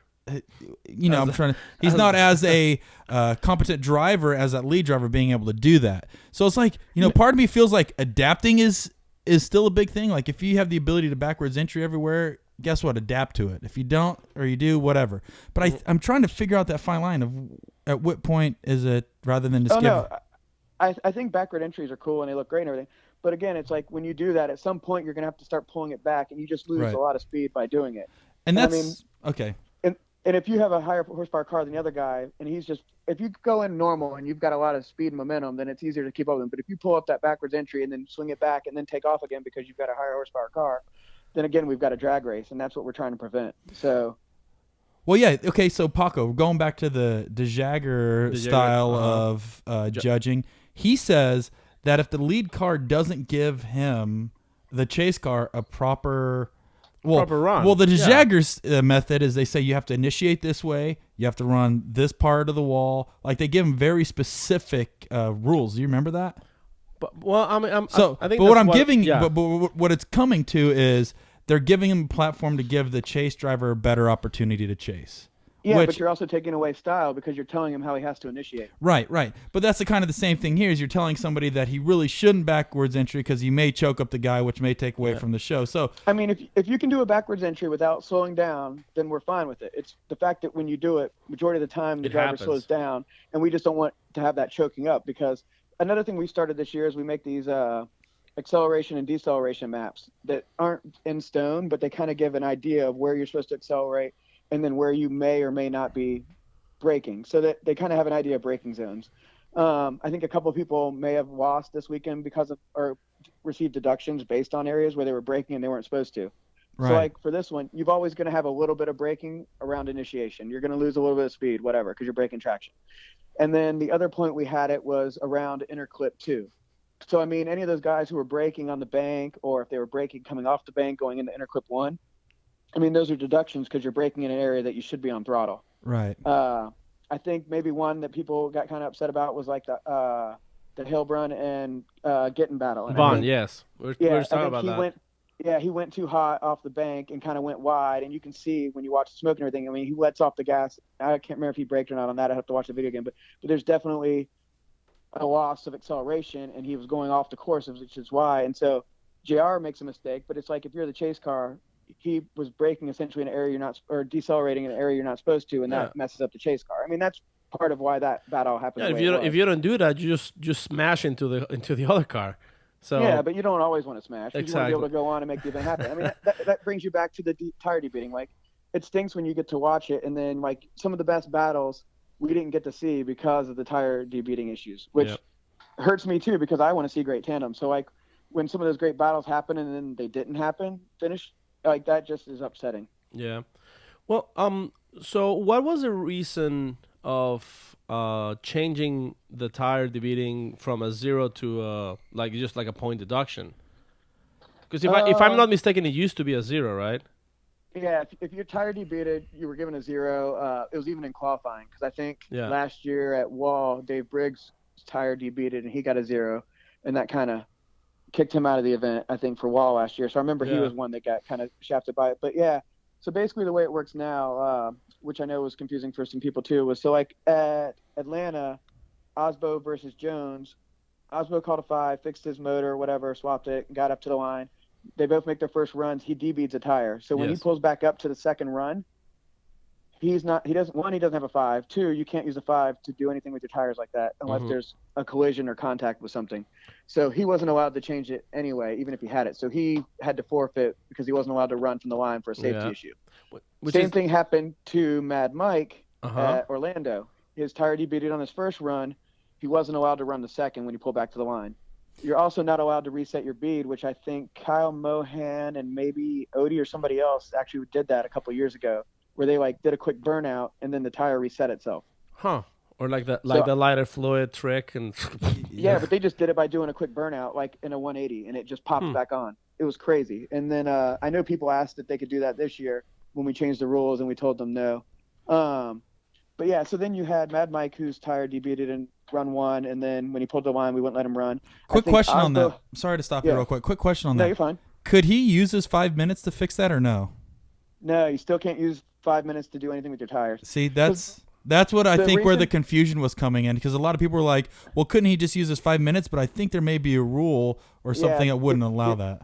The only time you can change your tires once a run has started is if, like, I think it happened in another instance when a flag was thrown, the drivers didn't see it, and they continued halfway around the course. That happened to Osbo, right? Yeah, but what was different about Osbo's run? So there was another run where the lead car kept drifting, so obviously the chase car is going to keep drifting, and they're going to follow him. Right. And then I think when they got back around to the power alley, the grid had flagged them down, and they stopped. But at that point, you've already used up 25% of your tires. There's probably only 50% left at that point or something. So we had to have them both go up and change them. Another run that happened later, which I think was Osbo, was it maybe when he was at Forsberg? Did he go against Forsberg? I think it was when he was against Tyler. Okay, and they went, and Tyler stopped. Yeah, but I think Osbo kept going. Yeah, Osbo kept going, and then he pulled off course because he wanted to change his tires. Well, the thing is you were the chase car. You knew that was a non-passing zone, and Tyler didn't initiate. So he should have stopped, even if he didn't see the flag or the light going off. But instead, he went around the course, and so everyone thought he went and changed tires, but technically he didn't. They didn't allow him. So he had to come back out on course and run with his tires that he'd already burned up part of the course with. Got it. And do you feel that was a strategy on his part? Do you think he was just like, screw it, I'm going to get a fresh set here if I finish this? Because the thing is this rule is still so new that I think people... And I think Osborne would probably be the guy that would be the one that starts testing the waters in it. Yeah, see, I don't know because, I mean, I can see the light from where we are in the judges' stand. It's really bright LED. But, I mean, when you're racing in the car, I mean, I don't know if you do, but that's why I said, like, I think if the lead car doesn't initiate, you should know that either A, you've already won, or B, there's a flag thrown. So I don't know if that was strategy on his part or not. I mean, luckily, I guess in his part, he still went on and won in advance. But had his tires ended up being shot halfway through the run, then it would have obviously been a bad move on his part. So a lot of people was like saying, oh, like that's cheating. It's like taking advantage. It's also, again, like tires are causing a big controversy in this round. Yeah, but I mean, he wasn't able to change them. So he didn't change them. No, he wasn't allowed to. No, he pulled off course and was going to go change them. They stopped him and told him he had to go back on course. I'm glad that happened, to be honest with you. Okay. Oh yeah, totally. See, like that's the thing. A lot of people didn't know about that. Like they thought he came back with fresh tires, and everybody was complaining. Tyler doesn't have tires, and he's got a fresh set. Yeah. No, that happened. And then for like JTP's run, we faulted JTP for the collision with Forsberg, and then I think it cut or debeated Forsberg's wheel or messed it up. So Forsberg had to change his due to the accident. But since JTP was at fault and he had already used a 5 earlier, I think he wasn't allowed to fix his car, which he wouldn't have been able to fix that anyway. But he ended up coming back out on track. And then I guess his tire had debeated slightly but popped back on or whatever the case was, or lost a little bit of air. He went, and then it just pretty much went to crap once he initiated, and it just went down, and he kind of lost it. But yeah, I kind of feel like I would have liked to have seen that battle happen. I think that would have been really, because his chase was pretty amazing. I just wish he hadn't gone so close at the end and hit him twice, and then it might have been another cool battle that we could have seen, all based on a tire. Got it. Well, I mean, that definitely clears up a little bit of the questions that it's crazy. Like a lot of people asked us, oh, this and that, and like we're not sure, but we also don't know. And definitely good to have a voice from the inside, which actually most of the time, like most of the questions we get is actually like about the judging. Of course, because we suck. Well, yeah, I mean, like you guys, first of all, you have to respond to the sponsors, and it's like Ryan Sage was saying, like you guys get all this money from GoPro, yet you don't give Tyler the win. Oh no, totally. But no, it was his birthday that week. It was his birthday this weekend anyway. He didn't need to win on his birthday. Oh, there you go. Yeah, I remember a driver who had a birthday and threw a fit because he didn't move in top 32 a few years ago. Corey wasn't top 32. Yeah, he qualified in 32, so he couldn't make it. Anyways, Corey. No, sorry. I don't know where that went, Paco. But he threw me on a little curveball with that one. That was when Michael Essa won. No, so like here's a couple different things. Okay, let's look at some judging strategies here. Like there's so many different ways to judge. There's some people, even Nick Dizon with Vegas Drift was going to have 5 judges. Some people were saying separate the judges completely. Some people say have all the judges talk together as a team and judge. What do you think is the most efficient way to judge and most fair? Because me personally, I like discussing the runs with the other judges for the fact if I did miss something or if there was an imperfection or if it's something we can review. I think having a discussion is good, but then also there's the straight solitary confinement, do your own thing and don't talk to anybody and judge it. So personally, what do you like? I actually thought up the 5-judge idea a couple of years ago and we played around with it, but it was just too expensive at our level. Honestly, I think like a 7 or 9 panel would be the best, kind of like the Olympics. And then what you do is you eliminate the top like 2, so let's say if you still did qualifying and you had say 9 judges, so 3 would be style, 3 would be angle, and 3 would be line. Then like whatever their scores are, you drop the highest of each one and you drop the lowest of each one, and then you go with the middle scores for all 3, and then that's what you award in points. Wow. So that way, even if there was bias, so like let's say I thought you did a 35 in one thing and someone else thought you did a 17, and then the middle judge score was like a 28, well then you drop the high and low and go with the 28. Yep. And then that way there's no bias. And then if 2 judges one gave a 34, one gave a 35, and the other judge gave a 20, well then you still get the 34 because that was the middle one. Right. But that way there wouldn't be any bias, because that way if someone said, oh, he just likes that driver, like even if I gave him the highest score, I'd get my score thrown out because the other 2 scores would either be lower or the very bottom one, and they would get tossed, and the middle one would stay. So I think something like that would be cool. But then again, finding the money to pay for 9 people or having 9 people be able to have a schedule that's flexible enough where they can show up to these events and that kind of stuff. Well, do it. Why don't we, for the next event, you 3 guys do your job, and then we have Corey, Sam, and me behind you guys being like the supplemental judges. And Well, that way, and we'll do it. Who's gonna film JR? True. Sam's. Damn Oh, it. I know what we do. So JR doesn't qualify, and then we don't have that problem. Oh, there you go. That'd be see, easy. there's our fear bias. Control this. There's our fear. We can control. I can feel this. the power already. Oh God. I can't wait for that. Think for that about money. it. You get power. You get money. You get fame. I get you get the girls, best compliments. You get the girls. the mommies. No wonder why you want to be an FD judge. You get everything. Yep. No, definitely. Well, no, but I actually, like, in a serious question, have you experienced any maybe involuntary bias where you, like, I don't know, like maybe next day you were like, damn, maybe I should have done a little bit different on a judging. Not biased, but I have had like a remorse. There's been a couple battles where I've either found out later that something like trickery happened, or that like the more I thought about it and looked at it, it's like I wanted to give that decision.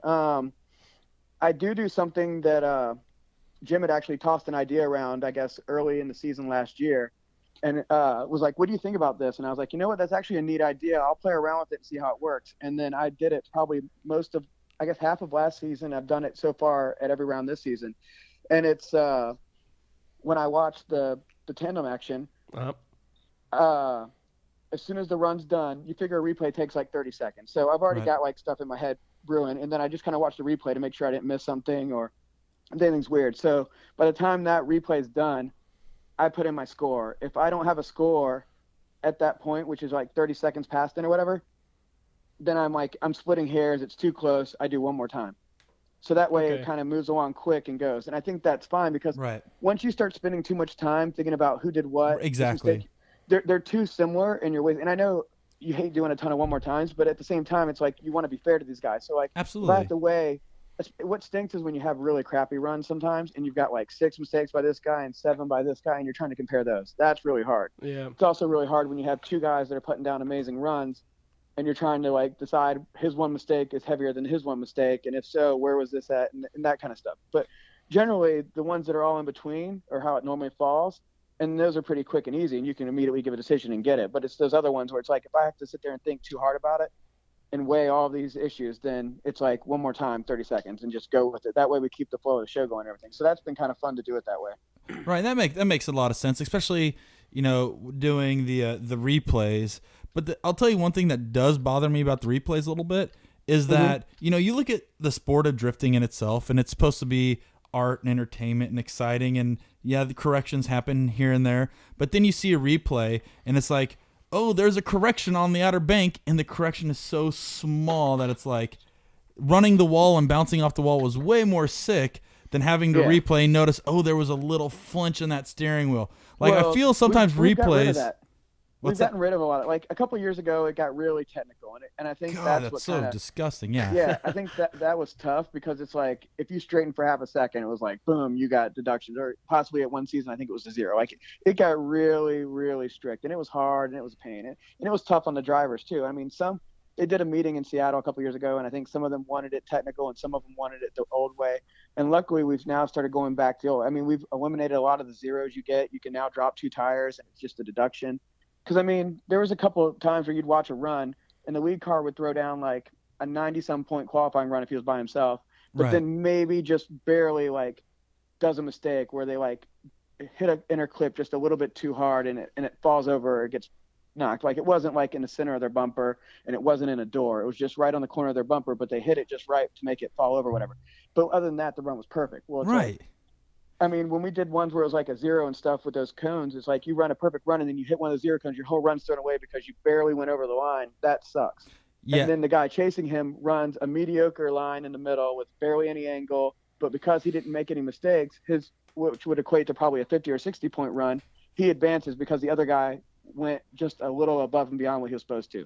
And then what happened was you started having people not wanting to push that limit and get those really high scores. Yeah, absolutely. And I think the year that was 2012 and 2013, just coincidentally my lucky year, where I remember sitting in the drivers' meetings, and I remember at one point a lot of the spotters or a lot of the sponsors, investors saying, we need a piece-by-piece guideline broken down of specific rules, like a 30-page document, so we can go back and do just this format. And it's just like, at this point, it's not even fun anymore. It's fucking work. Like they wanted it to be like super black and white, and it was horrible. And I mean, it was just as miserable for the drivers as it was for us, because we had to give like reasons sometimes as to why it was, and then go back and find it. And I mean, I even would have to write some of those reviews like on Rect for like people would just flip out, and then I'd get with the other judges and we'd basically put together an explanation. It's like when you have to go through and explain it that much, right.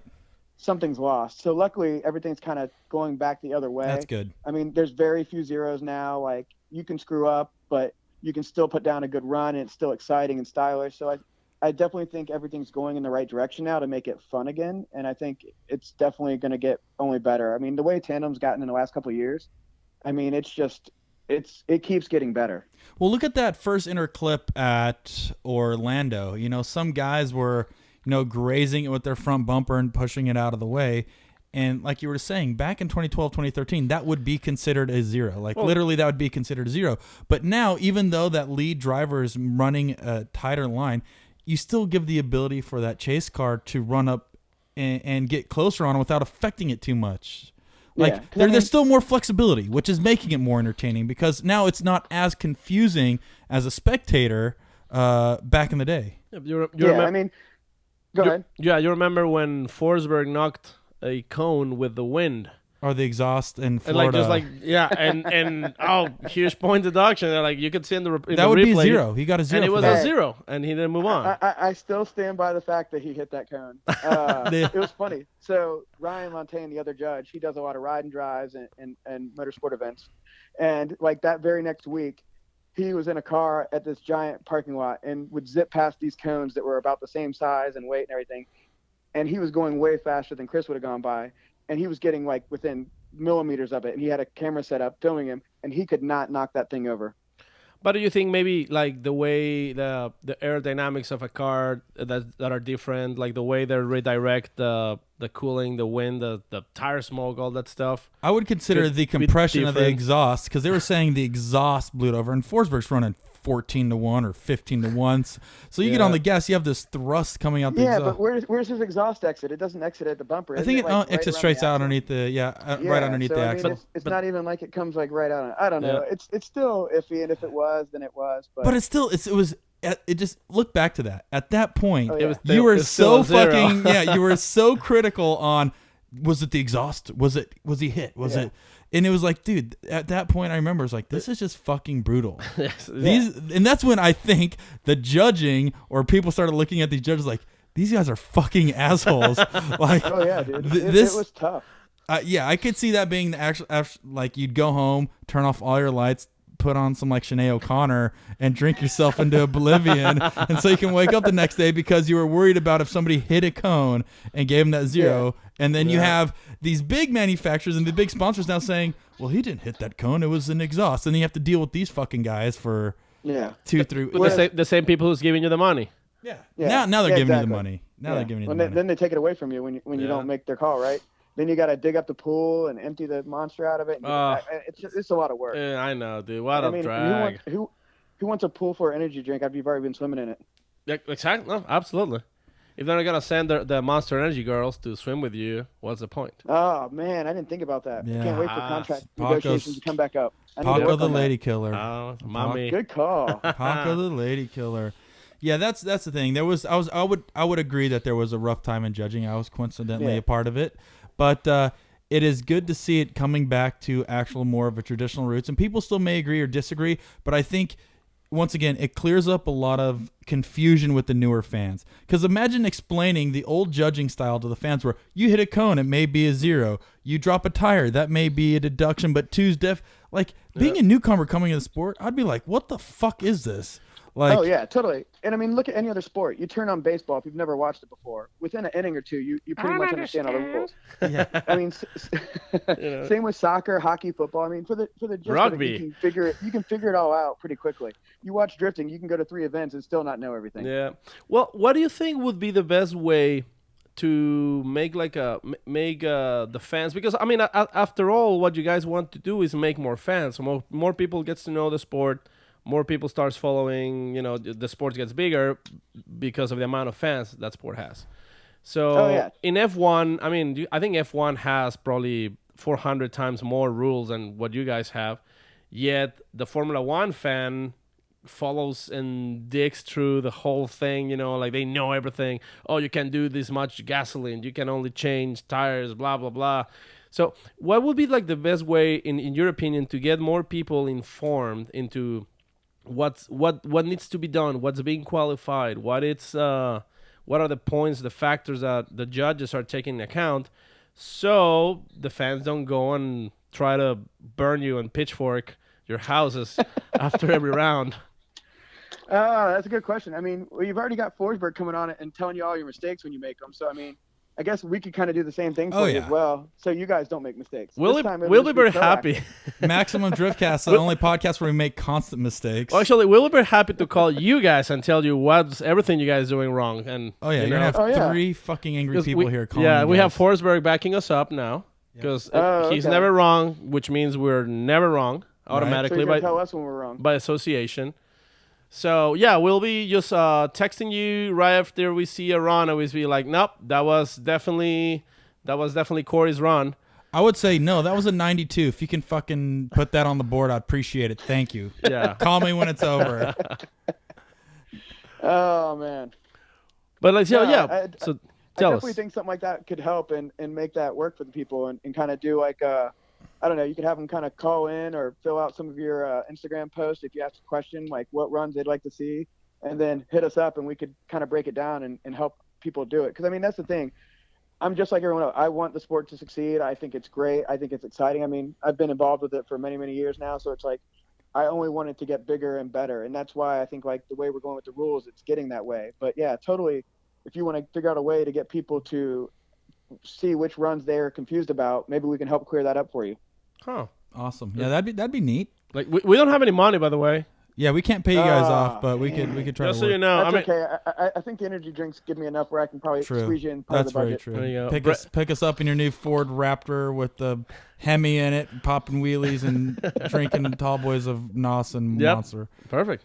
There you go. So I got one last question before we wrap this up, and it's kind of a basic question, but I'd be curious to what your thoughts are on it. And the question is, if you could change anything about the sport of Formula Drift and drifting, if it's the dredging side or if it's the driver's side, whatever it is, what's one thing that you feel if it was changed, it could better the sport?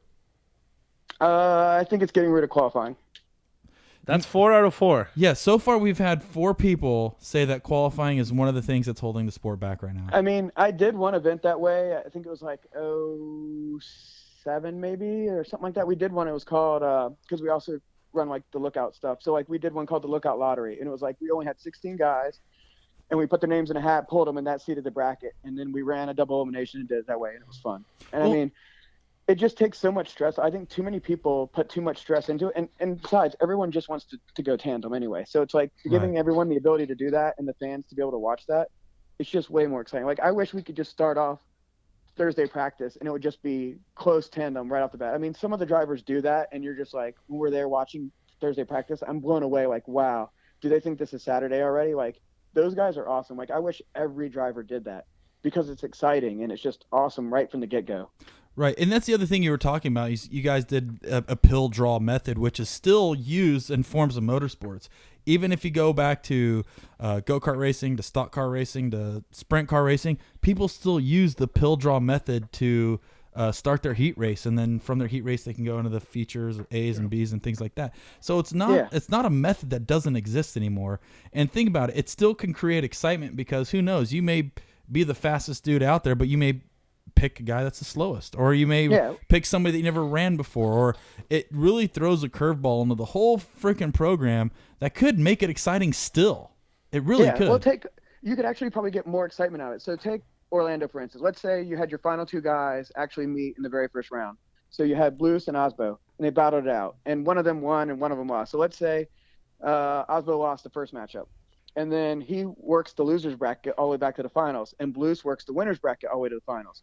Well, then they meet again. But here's the thing. You have to lose twice to get knocked out. So let's say that second battle, Blues then battles Osbo, and then Blues loses. Now they're both 1-1. So now they battle a second, well, technically a third time, and whoever wins that wins the entire event. I mean, now you got to watch the top 2 drivers technically drive 3 times. How exciting would that be? Yep. Yeah, no, it totally builds suspense, and it actually builds up the show because you can look back and anticipate, dude, that was a sick run. I'd love to see that again. It coincidentally works back that way, but Yeah. I think. Or what if you wrecked on your run and then you lost? You still had time to fix it and run in loser's bracket. Or let's say you thought you got a bad call from one of us because we don't like you, or we don't like your car, or your energy drink sucks and it's not as good as the other one. But nobody likes Corey, and he doesn't have an energy drink sponsor. I know, so.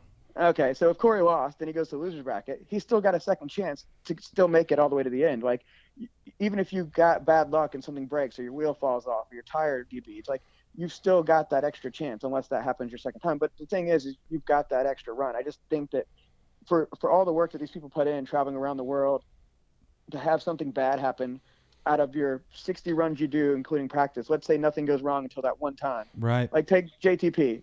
All his runs were great through practice, everything else. Qualifying was pretty good. Everything was great. That one run, his tires kind of messed up, and then he can't do a chase, and his whole weekend's just down the pipes. Like, that sucks as a person. It's kind of like not qualifying, right? Yep. And think about it. You're just taking the 2 hours of the show or hour and a half of the show from qualifying and actually rolling it into tandem. Like, that's technically the only thing that is changing, because pill draw will happen at the driver's meeting, and then after that you'll seed your bracket, and then it's fucking driving from there on out. Well, think about too with the way you can draw the names. You can actually make that part of the fan experience. So, like, these people pay extra to be able to have, like, the fan walk and all that kind of stuff. What if you did something where it was like a charity thing and you were like, oh man, so JR post, and you get the drivers to get interactive, or maybe they get to do it on their own and they hold a contest. So that helps boost their media. Yep. So let's say Jeff Jones is like, hey, I'm going to throw up on Instagram.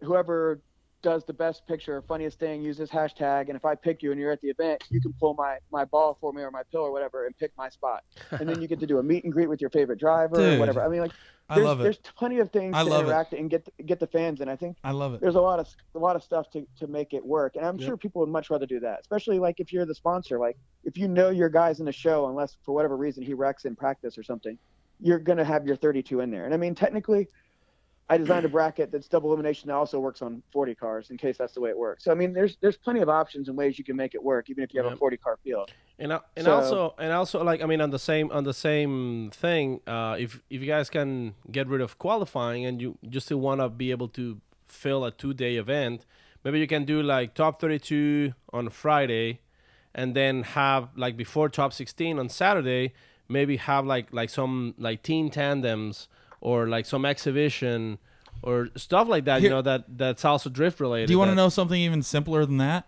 Is if working at a FD budget, looking at a budget thing, they practice on Thursday, they practice and qualify on Friday, and then they do the event on Saturday. You could run the whole event Friday and Saturday and not drag it out to be a 3-day long show and still make it more spectator friendly. Oh yeah, totally. Like, I mean, like I say, like if you do the double elimination, it comes out to like 62 or 63 battles. So you do 30 some of them on Friday and 30 some of them on Saturday. I mean, there's still plenty of track time to do other things. Yep. I mean, you could do like the early entry. I think JR, somebody suggested that at Road Atlanta. We actually did one of those at a Quest for the Sword event we did with Club Blues and Drift Indy, like back in like 2009 at VIR. And it was like, we did an early entry contest, we did a tandem contest, and we did a team drift contest. And you won a sword, a battle axe, and some maces. I mean, it was awesome. And I mean, I think Walker from down in Texas ended up winning like 2 of the events, and he's on crew now for Chelsea, which is cool. But yeah, I mean, we call him Chelsea the cheater, Denofa. That's. Oh man. But anyways, that's a tech thing. But yeah, I like how you're seeing things. There's fun stuff to do there. Yep.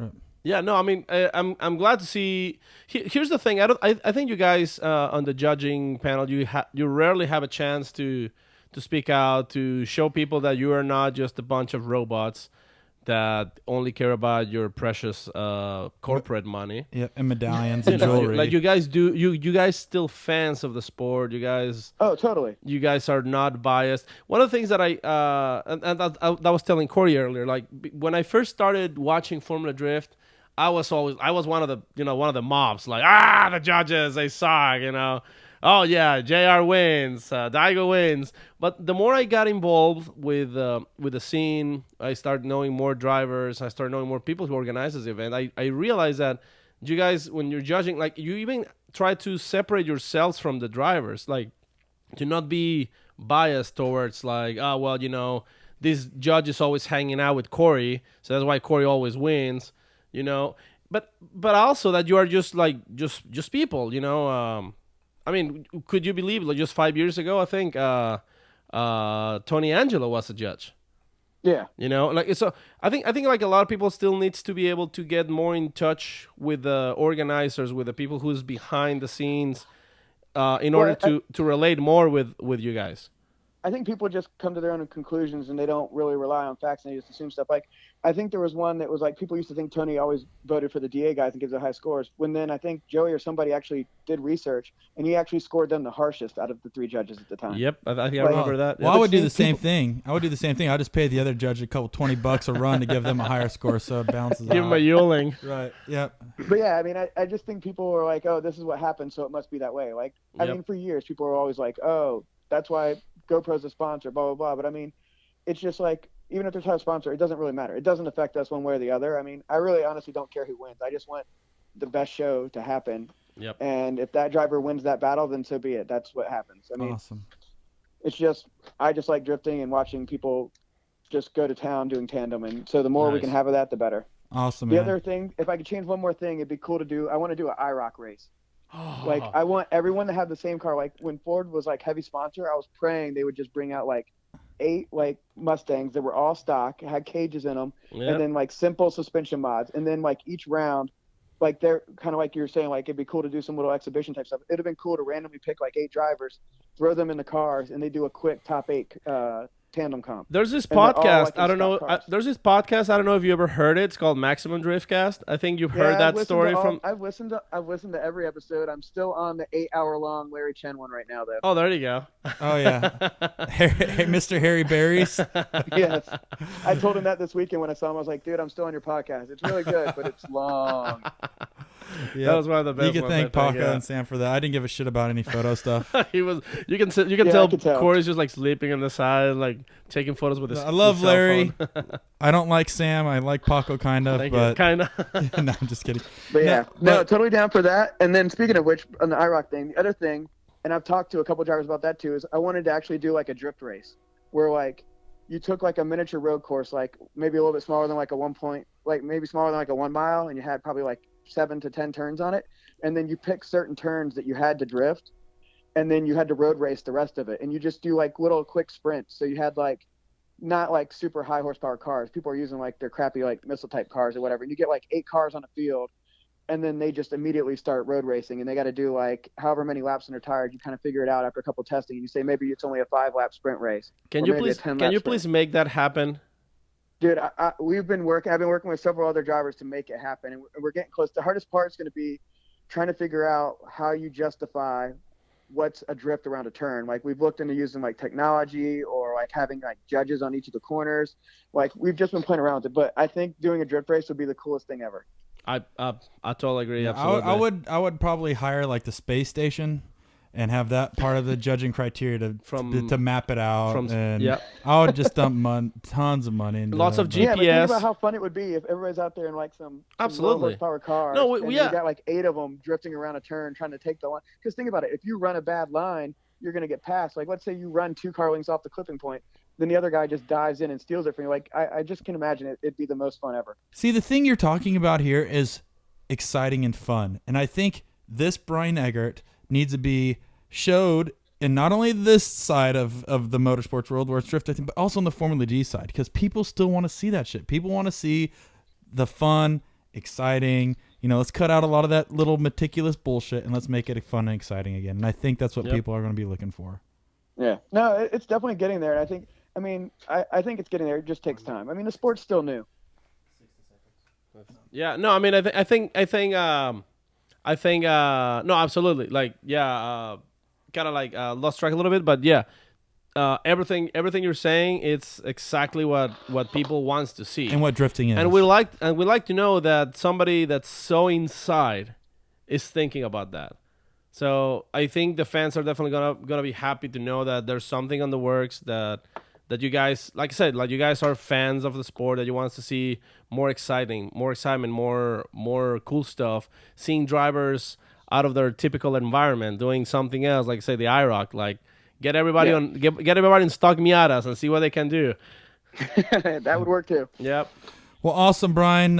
Thanks again for randomly calling us and totally interrupting mine and Paco's conversation. That would have probably been super fucking awesome. Now we'll never know where it went, but well, you guys can still keep talking after I get off the phone. Well, that's actually that's true. I don't know. I mean, are you not allowed to talk to each other? I'm probably just gonna fucking leave because I'm over it. No, but thanks again, dude. It's very late for Corey. His mom's gonna get pissed at him.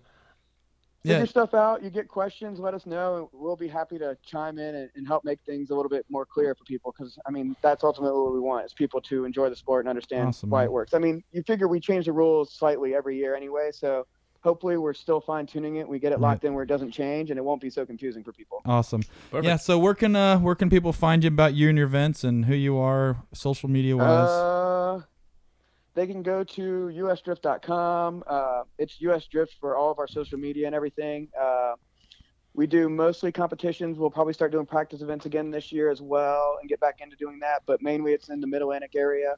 I also work with Joey on Street Driven. So you can come out to any of those events. We have 3 more of those. July 30th, we're in St. Louis. August 20th, we're at AMS down in Atlanta. That one's actually with Southern Fresh, so that one will be a big event. And then we also do Las Vegas Motor Speedway, September 24th. So sweet. If any people are in those areas, come out. Those events are fun. Also, to make those events fun, we do games. We do, in addition to just the drifting and the car shows, we have burnout contest. We do a Drift 360 contest. We do a hard part contest and a couple other ones like drift soccer and stuff like that. Leapfrog, pin the tail on the donkey, and Red Rover. Hey, speaking of which, we'll need a donkey for Vegas. You want to come up? Yeah, Paco will bring the van. Thank you. Thank you. Oh, now you got a drink. Damn it. Damn it. I'm out of the drink. Just a little. All right, Brian. Well, thanks again for everything, dude, and hopefully we'll be seeing you somewhere soon. I hope so. You guys take care. Hey, thanks a lot, man. Have a good night. Thanks for calling. Thank you. You too. See ya. All right, bye. I just hung up on him. That was actually not that bad of a hanging up because usually cut people. All right, yeah, because I don't want to hear any more bullshit, and that's what he was feeding us that whole time. I just can't believe how he was just like, yeah, my corporate money, I don't give a fuck about the sport. Yeah, I just want the people who pays me the more to win.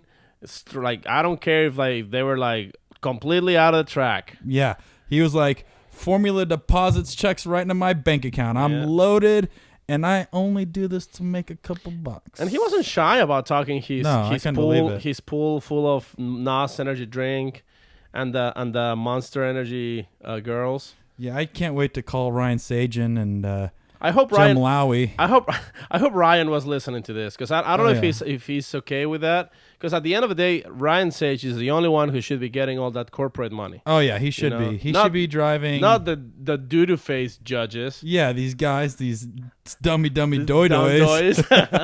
They should not be taking that money. I know, they're just judges. But But I all kidding aside, I mean, again, I keep trying to extend this, and for everybody who's listening and everybody who at a certain point we've been engaged in some kind of discussion with how the event goes and how how the judges go. I really just give these guys a break. They're not biased. They're not being paid by anybody. If they make a mistake, it is a mistake. I mean, I've seen many where even I don't agree with them. You've been part of one of those big mistakes, I think, and you run with ESA. It's a mistake. I don't think. Do you think they were biased against you? Well, the thing is I don't think anybody would put themselves in a position on purpose to be bashed so hard if they know. Right? I wouldn't take this job if I'm like, all right, I know I'm gonna be biased. Mm-hmm. I know that people are gonna fucking hate me and they're gonna to me, I just don't think that's personally worth it. So I think it's honest mistakes because to stay in this position for 4, 5, 6, 7, 8 years, it's not worth the hate. The hate because it's just so fucking. I've seen it I've seen seen these guys run around and sometimes they'll share some of this hate mail that they get and things like that. But it's if you're seriously in the business of judging and if you're biased and you start picking people, how long could you deal with with that shit before you want to be like? I mean, you saw them in Orlando. They were taking photos with the people who had those the memes with their photos and like the the knuckleheads. The guy's cross-eyed. Yeah, that seems fine to me. No, but you know what? I just don't think they would ever purposely put themselves in that position to make bad calls to get the hate that they do. Yeah. If anybody wants to send a burning bag of dog shit to Brian Eggert, put it outside his house and set it on fire and run away, just shoot me an email. I'll send you his personal home address. Oh God, Paco, it's just a classic prank, It's a very he called the shit poop. It's a very innocent, all-American prank. Very, very innocent.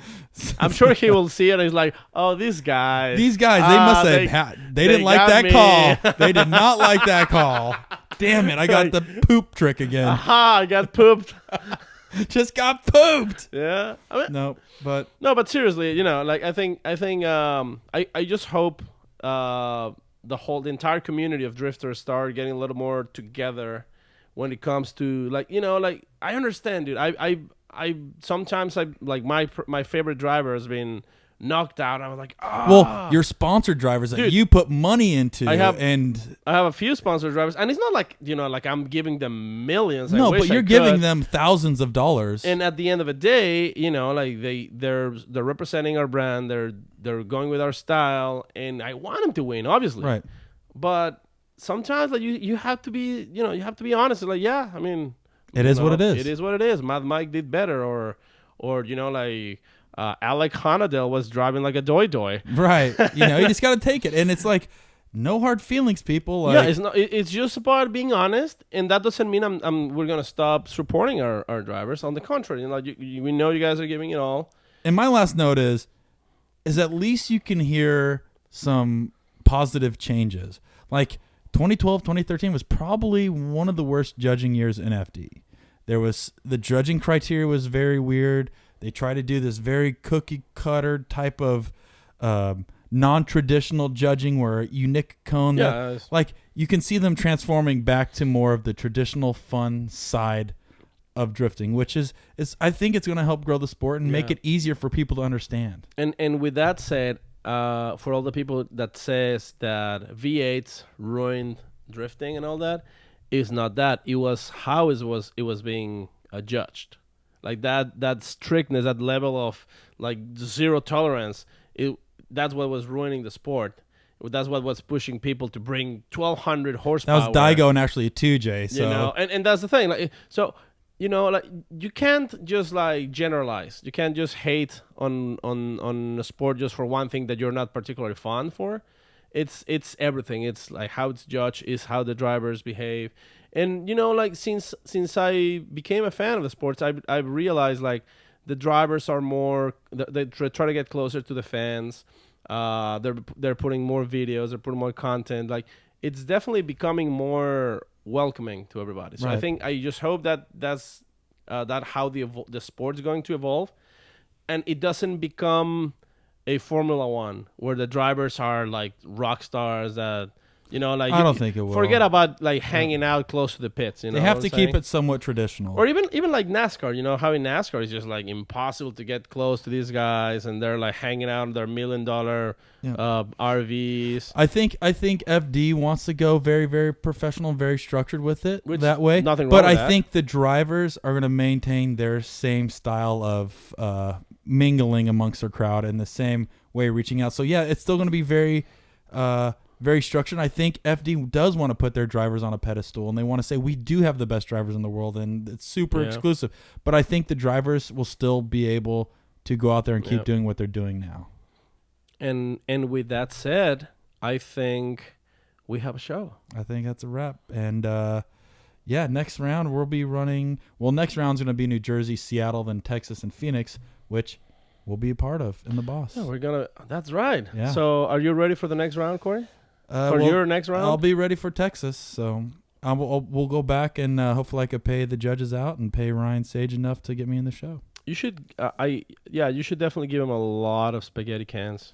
I have some SpaghettiOs, and I'll make some fresh pasta. Perfect. I'll bring it in Ziploc bags and just throw it at them like they're tomatoes. Yeah, you can definitely tell Brian is a fan of the energy drinks.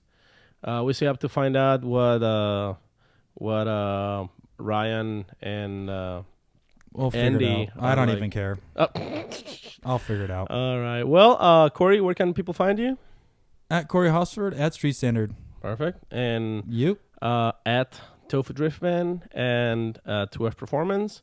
Our host that's not here, Sam Nalven. Drift Idiot. At Drift Idiot. And at Von Gidding Jr.'s go-to boy. Von Gidding's bitch. Yeah. .com. Does everything for him.